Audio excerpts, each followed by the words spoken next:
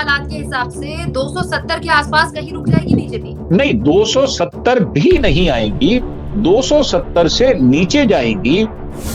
नितिन गडकरी की मान्यता बीजेपी में जितनी है उतनी विपक्षी पार्टियों के साथ भी इक्वेशन बहुत अच्छी है और वो चेहरा नीट एंड क्लीन है। हो सकता है कि कोई व्यक्ति अगर उनको साथ देता है, मान लीजिए 20 सीटें कम आई, वो कहता है कि मैं आपको साथ देता हूं पर मेरी शर्त है, प्रधानमंत्री नितिन गडकरी को अगर आप बनाते हो तो मैं आपके साथ खड़ा, कंडीशनल।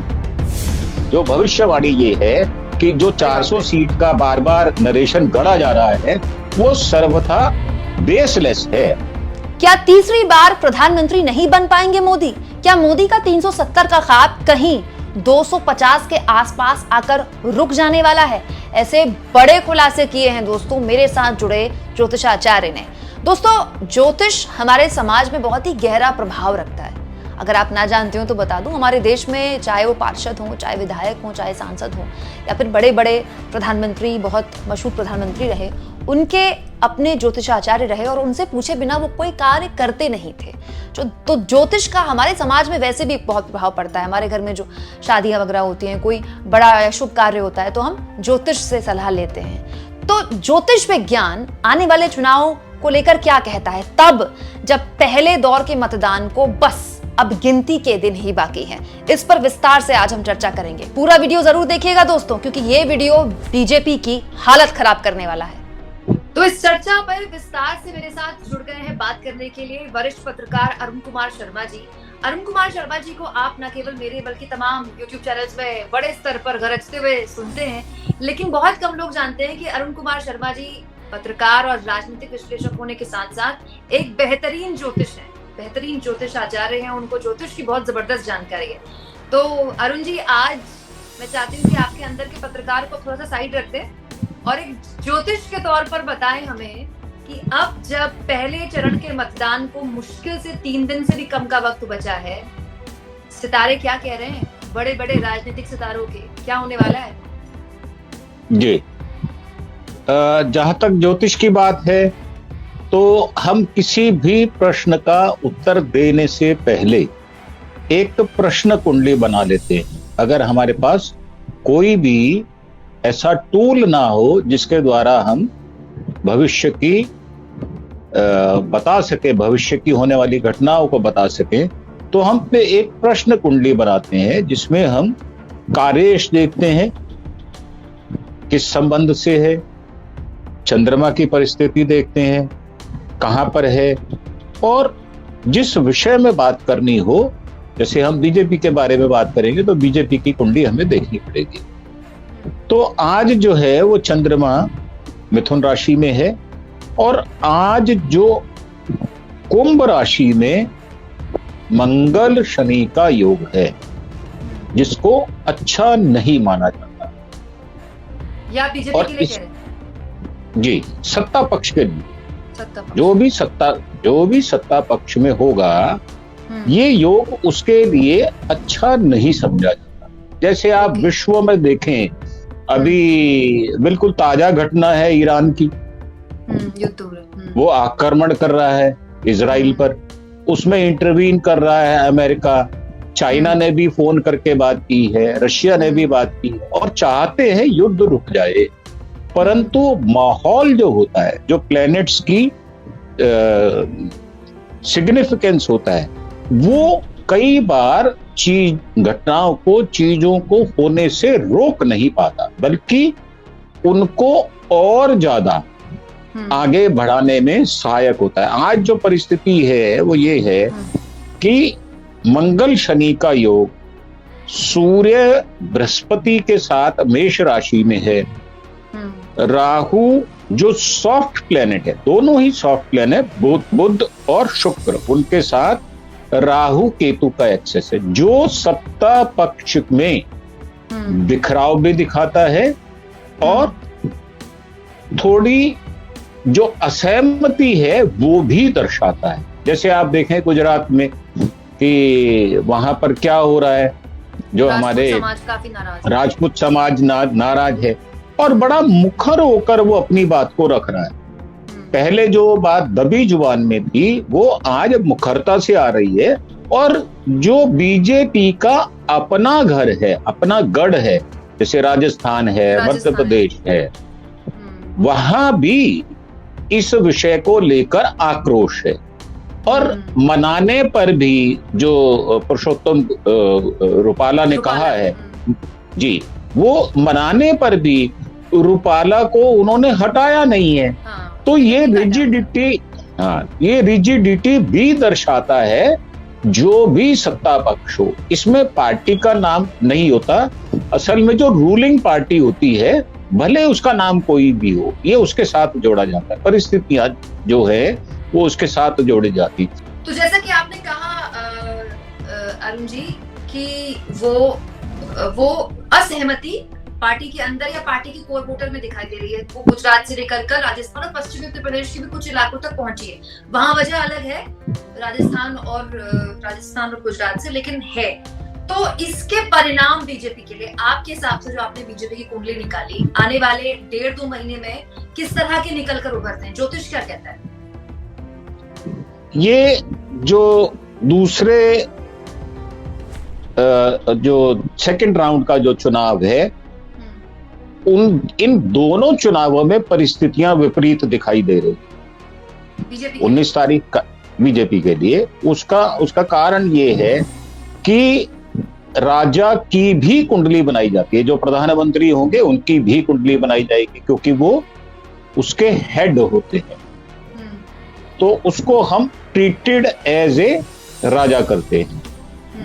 तो जो नरेंद्र मोदी साहब की भी कुंडली है 17 सितंबर 1950 की, उसमें भी चंद्रमा की परिस्थिति ठीक ना होने के कारण, और जो आज दशा उनकी चल रही है, और जो प्रेजेंट प्लेनेट पोजीशन है, अगर उनको सबको देखा जाए तो संकट है।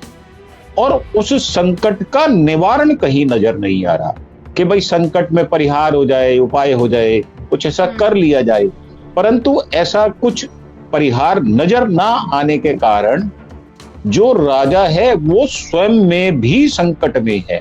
अर्थात उनकी मानसिक स्थिति, जैसे उनका मानसिक स्थिति ठीक नहीं है, मतलब मानसिक या परेशान लेकिन सर चुनाव में उस... तो वैसे भी जो सत्ताधारी दल होता है उसके मुखिया तो मानसिक तौर पर वैसे भी प्रेशर में होते हैं। तो इसमें क्या नया ज्योतिष क्या बता रहा है?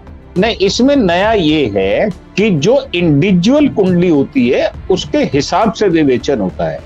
तो उनकी कुंडली इस समय जो दशा चल रही है वो भी विपरीत है। विपरीत दशा होने के कारण वो मानसिक परेशानी भी दिखाता है। कौन सी दशा? और शारीरिक परेशानी भी दिखाता है। उनका स्वास्थ्य भी उतना अच्छा, या जो उनकी कैपेसिटी है 14 घंटे काम करने की, 16 घंटे काम करने की, उसमें भी व्यवधान है। वो कुछ बचते नजर आएंगे, कुछ जगह आपको वो एब्सेंट नजर आएंगे, कुछ जगह वो सोफिस्टिकेटेड नजर आएंगे आपको, जैसे कि पहले वो हार्डशिप में लगातार सफर करते थे। तो मुझे लगता है उनको उन चीजों से बचना चाहिए अगर हम ज्योतिष की बात करें। और अगर हम चुनाव की बात करें तो अधिक थकान ये भी उनके फेवर में नहीं जाने वाली। तो उनको सबसे पहले अपने स्वास्थ्य का ध्यान रखना चाहिए। स्वास्थ्य का अगर ध्यान रखेंगे, रेस्ट करेंगे, तो मानसिक तौर पर भी उनको स्वस्थ रहने में मदद मिलेगी, तनाव कम रहेगा। और अगर वो सब चीजों को अपने हाथ में लेकर हैंडल करके लीडिंग रोल करने की कोशिश करेंगे तो वो जगह जगह गलती कर सकेंगे, ऐसी संभावनाएं पूरी। तो अधिक काम करना, अधिक इन्वॉल्वमेंट, ये उनके स्वास्थ्य के लिए उचित नहीं। ठीक है, अब आप कुछ विपक्ष के नेताओं की बात करेंगे या विपक्ष गठबंधन की भी आपने कोई कुंडली बनाई होगी या उनको लेकर कोई भविष्यवाणी आपके जी, जैसे इंडिया गठबंधन ने जो सबसे शीर्ष पर जो लीडिंग रोल कर रहे हैं, भले ही उनका नाम ना हो, भले ही उनके अंतर्गत वो ना हो, तो आज जो है वो राहुल गांधी की कुंडली, जो प्लैनेट्स हैं वो उनको फेवर कर रहे हैं। मतलब कि वो स्वस्थ भी रहेंगे, काम भी अच्छा करेंगे, भाषा पर भी उनका पकड़ रहेगी, अनर्गल बयान भी नहीं देंगे, और बहुत कुछ क्योंकि वो प्रैक्टिस कर चुके, अपने शरीर को, अपने दिमाग को इस प्रकार ढाल सके कि आप उनको कोई भी बयान कर दें उनके खिलाफ, वो विचलित नहीं होंगे और प्लैनेट्स भी उनको उसमें फेवर कर रहे हैं। अभी एक आपको मैं उदाहरण दे देता हूं, अभी हिमाचल का उदाहरण है, विक्रमादित्य उनके खिलाफ इलेक्शन लड़ रहे हैं, कंगना के खिलाफ। कंगना ने एक बयान दे दिया विक्रमादित्य के खिलाफ कि ये छोटा पप्पू है। तो ये बयान देना, ये बचकाना हरकत है। मतलब आपके दो शब्द, छोटा पप्पू, ये दो शब्द ही आपको हराने के लिए काफी हो जाएंगे। अर्थात कंगना की जो कुंडली है वो उसको फेवर नहीं कर रही, सेकंड हाउस में उसके एफ्लिक्शन आ रहा है, इसलिए उन्होंने बयान दिया। जिसके खिलाफ बयान दिया उसकी पर्सनैलिटी के बारे में नहीं सोचा, वो कौन है, उनके पिता 6 बार हिमाचल के चीफ मिनिस्टर रहे हैं, किस परिवार से आते हैं। तो आप हल्कापन करते हैं क्योंकि जो मेलेफिक प्लेनेट होते हैं वो आपको उधर धकेलते हैं और बेनिफिक प्लेनेट आपको सेफ गार्ड नहीं दे रहे। इस समय आपकी जो दशा चल रही है वो अच्छी नहीं चल रही। तो इस मामले में राहुल जो है बहुत वर्षों के बाद उनको फेवरेबल प्लेनेट पोजीशन मिली है और उनकी दशा भी वो उस और इंगित करती है कि वो एक विजेता के रूप में निकलने वाले हैं, भले सरकार बने या ना बने। जो पहले कहा जाता था कि भाई इनका प्रयोग किया जा रहा है, इनको लॉन्च किया जा रहा है, ऐसी कोई बात उनके साथ आने वाली नहीं है। प्रतिष्ठित हो चुके और वो अपनी प्रतिभा को स्थापित कर पाएंगे, ऐसा उनकी कुंडली भी बता रही। इसके अलावा अरुण जी, आपने आज के हिसाब से ही बनाई होगी कुंडली, लेकिन आज से चौथे दिन, 4th डे, पहले चरण का मतदान हो जाएगा। तो इस पूरे टेन्योर को, जो पूरा 4 जून से पहले तक के जितने भी चरण के मतदान हैं, उसमें कोई एक ऐसी चीज आपको दिखी जो बीजेपी के लिए विन विन लेकर आती है, बीजेपी के लिए अच्छा लेकर आती है, और एक चीज जो इंडिया गठबंधन के लिए प्लस लेकर आती है? कोई भी ऐसी डेट, कोई भी ऐसी घटना ज्योतिष में जो आपने कुछ नोटिस किया हो? नहीं, इस दौरान देखो, अगर हम बात करेंगे चुनावों के दौर की, या जितने दौर का चुनाव होना है, तो हमें उन दिन की कुंडली बनानी पड़ती है, उसमें चंद्रमा की परिस्थिति देखनी पड़ती है। सूर्य, आपको पता है कि 12 राशियां हैं, 12 महीने हैं, तो हर वर्ष हर डेट पे चेंज होता है। जैसे अभी आज 15 तारीख है, तो परसों ही सूर्य ने अभी अपनी उच्च राशि में गए हैं। तो सूर्य का उच्च होना ये शासन प्रशासन को फायदा देता है और 10 डिग्री तक उच्चांश पर रहता है। उस मामले में अगर हम देखें 13 से लेकर 23 तक, तो ये सूर्य जो है, जो राजा है, वो कंफर्टेबल रहेगा। कंफर्टेबल मतलब उनको साधन संपन्न रहेगा। जैसे अभी आपने एक चीज नोट की होगी, शहडोल में उनका पेट्रोल नहीं था, उनका हेलीकॉप्टर में पेट्रोल ना होने के कारण रात भर उनको वहां रुकना पड़ा। और अभी आज सवेरे की घटना है कि वहां उनको उनकी तलाशी ली गई, राहुल के हेलीकॉप्टर की। तो इस प्रकार की घटनाएं मोदी जी के साथ नहीं होगी, परंतु जो स्वास्थ्य संबंधी चिंताएं हैं वो उनके साथ रहेगी। जब हम कुंडली बनाते हैं तो उसके साथ षोडश संस्कार कुंडली भी बनती है, जो 16 कुंडलियां होती हैं, जिसमें बच्चों की पढ़ाई की है, शादी की है, तो वो प्रश्न नहीं है। तो जो प्रश्न है राज्य की कुंडली, दशम भाव जो हम देखते हैं और कार्येश देखते हैं कि क्या बनता है, फिर चंद्रमा की परिस्थिति देखते हैं, फिर बल शुद्धि देखी जाती है। उन सब चीजों को देखते हुए जो कई कुंडलियां बनेगी, 10, 12, 15 कुंडलियां बन जाएगी। तो अगर सारा देखा जाए, जो बड़े ग्रह हैं, राहु केतु है, वो नहीं बदलेंगे। अभी 30 अप्रैल को, 1 मई को गुरु अपना स्थान बदल लेंगे। तो अगर उन सारी चीजों को देखा जाए तो कोई मोटे मोटे ग्रह, जो बड़े ग्रह होते हैं, जिनकी लंबी अवस्थाएं चलती हैं, जिनकी विषुवंतरी दशा लंबी चलती है, जैसे शनि की 19 वर्ष चलती है, राहु केतु की 18 वर्ष चलती है और जुपिटर की 12 साल चलती है, तो उनमें कोई तब्दीली नहीं। जो दूसरी गैलेक्सी है हमारी, जिसमें सूर्य के इर्द गिर्द बुध रहते हैं, वो जल्दी जल्दी चेंज करते हैं, शुक्र जल्दी चेंज करते हैं, उनका प्रभाव किस प्रकार आएगा वो हर दिन की कुंडली बनाकर उसकी विवेचना करनी होती है। टोटल में अगर देखा जाए तो सत्ता पक्ष कमजोर रहने वाला है, ये बात है निश्चित। और एक कमजोरी जिस कितने प्रकार वक्त तक आप देख रहे हैं?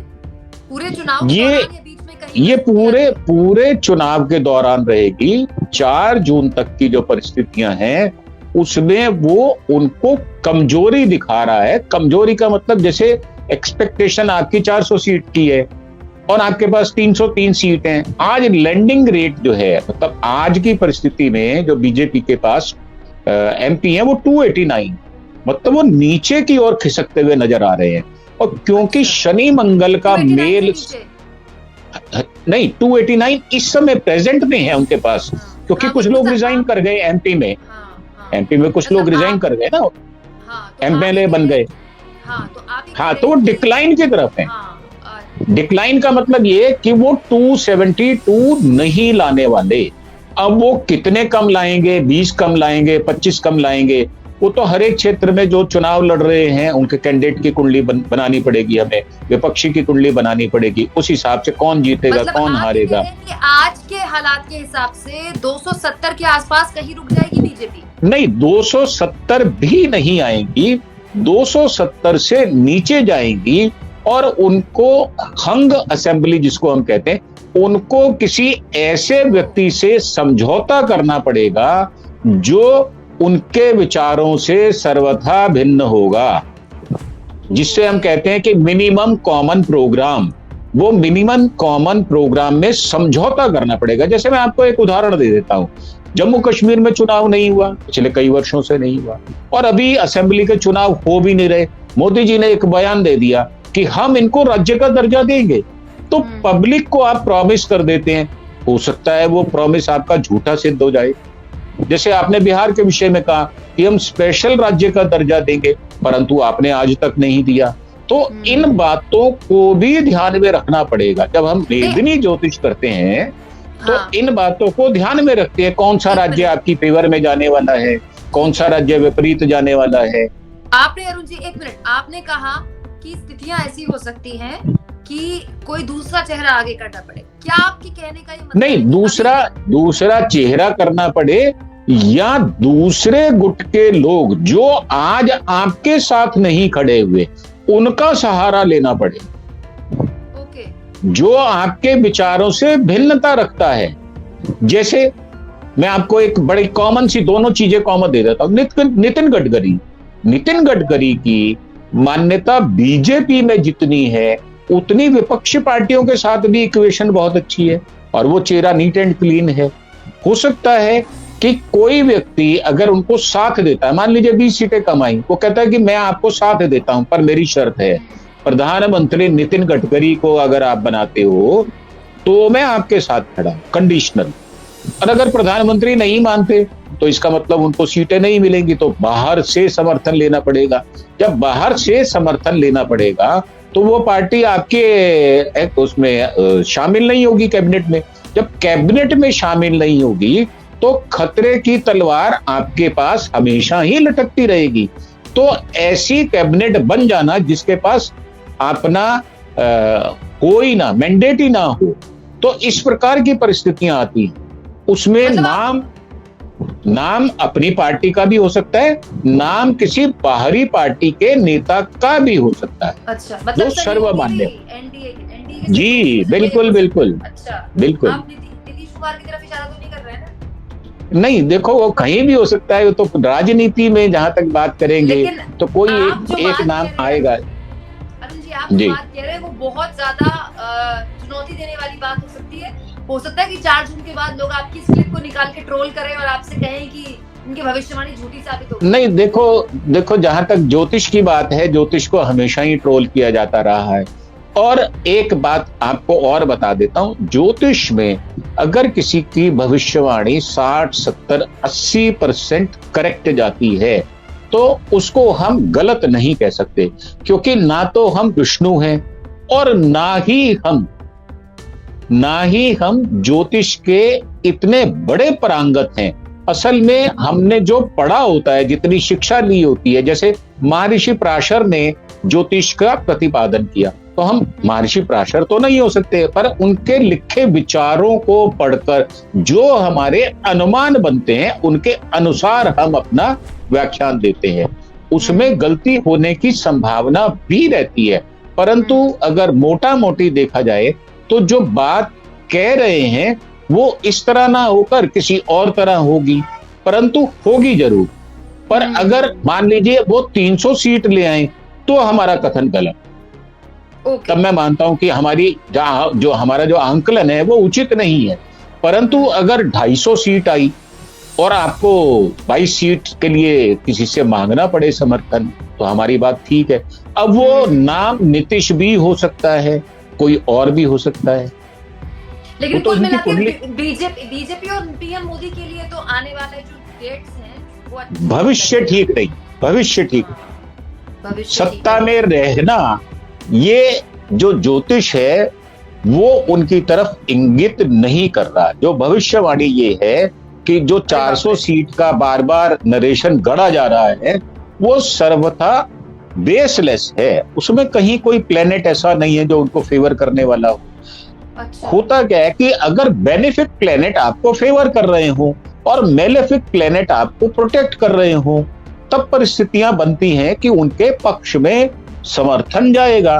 परंतु यहां विपरीत परिस्थिति है, बेनिफिक प्लेनेट आपके साथ नहीं है, मेलेफिक प्लेनेट आपके अगेंस्ट काम कर रहे हैं, तो नतीजे विपरीत आएंगे, ऐसा मोटा मोटा अंदाजा लगाया जा सकता है। तो आपने एक मोटा मोटा आकलन जो दिया है, उम्मीद करते हैं कि हमारे जो दर्शक है उनकी अलग तरह की प्रतिक्रियाएं आएंगी। लेकिन अरुण कुमार जी को आगे भी आप मेरे चैनल में सुनते रहेंगे, और जो लोग अभी मेरे साथ जुड़े हैं उनको मैं फिर से बता दूं, अरुण कुमार जी के नाम के नीचे वरिष्ठ पत्रकार लिखा है। आप कई यूट्यूब चैनल में इनको गरजते हुए सुनते हैं। पत्रकार, राजनीतिक विश्लेषक होने के साथ साथ ज्योतिष की बहुत अच्छी जानकारी रखते हैं। इसीलिए आज मेरा मन हुआ कि क्यों ना एक अलग तरह से, क्योंकि न्यूज चैनल वाले सर्वे कर रहे हैं, तो हम क्यों ना इस तरह का एक प्रेडिक्शन करें, क्योंकि हमारे देश में जो नेतागण है, चाहे वो विधायक के चुनाव लड़े, चाहे वो सांसदी का, चाहे वो पार्षदी का, घर से बाहर कदम नहीं रखते हैं ज्योतिष के एडवाइस के बिना, ज्योतिष के से परामर्श करे बिना। बहुत बहुत शुक्रिया अरुण कुमार जी। मैं आपको आपके व्यूअर्स के लिए ये बता देना चाहता हूं कि मैं भारतीय विद्या भवन का छात्र रहा हूं, जो कनॉट प्लेस फिरोज शाह रोड पर है। करीब 36-27 वर्षों पहले मैं उस संस्थान से जुड़ा, और मेरे साथ के पढ़े हुए जो स्टूडेंट्स हैं वो एकेडमी में हैं, बहुत अच्छा वहां पर ज्ञान दे रहे हैं। और जो 4 PM में राजीव नारायण जी आते हैं, वो मेरे से 4 साल जूनियर रहे हैं भारतीय विद्या भवन में, और मेरे बड़े अच्छे मित्रों में से, बहुत अच्छी पकड़ है उनकी। मेरे और उनके विचारों में मूलतः अंतर नहीं मिलेगा आपको। बिल्कुल। तो मेरा मानना यह है कि ज्योतिष एक सीमा तक तो बता सकता है, परंतु हमारे यहाँ थंब रूल नहीं होता। बिल्कुल बिल्कुल बिल्कुल। बहुत बहुत शुक्रिया अरुण जी, आप जुड़े हमारे साथ, अपना कीमती वक्त में देने के लिए बहुत शुक्रिया। बहुत बहुत धन्यवाद।